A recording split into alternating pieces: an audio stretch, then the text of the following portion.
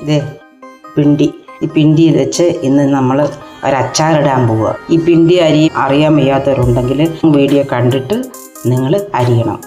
അല്ലാതെ അബദ്ധമൊന്നും കാണിക്കരുത്. ഇതെല്ലാം നമ്മൾ റൗണ്ടായിട്ട് കട്ട് ചെയ്തിട്ട് ഇനി അത് കുറച്ച് നമ്മുടെ കൈയുടെ വലിപ്പം അനുസരിച്ച് എടുക്കുക. ഒത്തിരി ചെറുതായി പോരുത്. അതേപോലെ ഒരു 3-4 ഡിവൈഡ് ചെയ്തിട്ട് ഇതേ ഇങ്ങനെ കട്ട് ചെയ്തിടുക.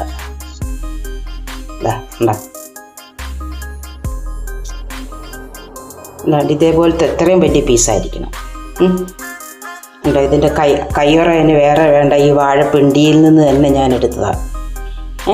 അതുപോലെ നമുക്ക് അങ്ങോട്ട് അരിഞ്ഞിടാം. ഈ വാഴപ്പിണ്ടി എങ്ങനെയാണ് അരിയുന്നതെന്നുള്ളത്, നാരില്ലാതെ അരിഞ്ഞെടുക്കുന്നത് എങ്ങനെയാണെന്നുള്ളത് മനസ്സിലാക്കാനായിട്ട് ഞാനൊരു ലിങ്ക് ഇട്ടേക്കാം.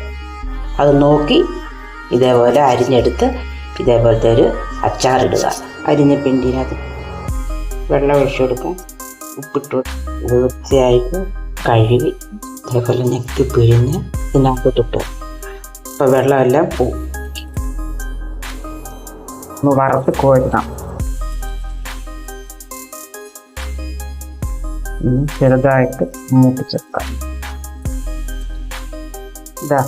ഇത്രയും മൂത്താൽ മതി.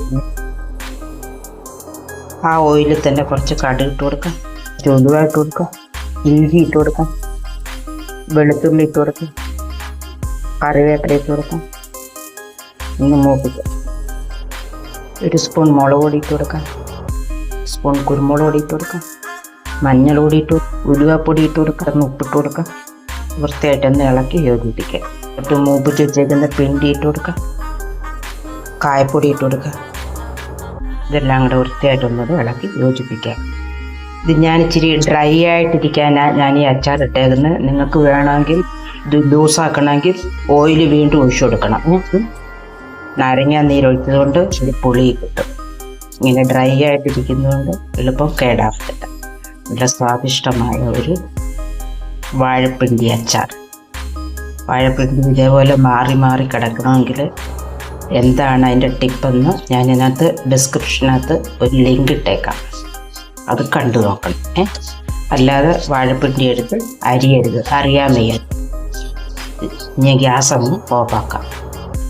ഇതേ വാഴപ്പിണ്ടി വെച്ചുള്ള അച്ചാർ.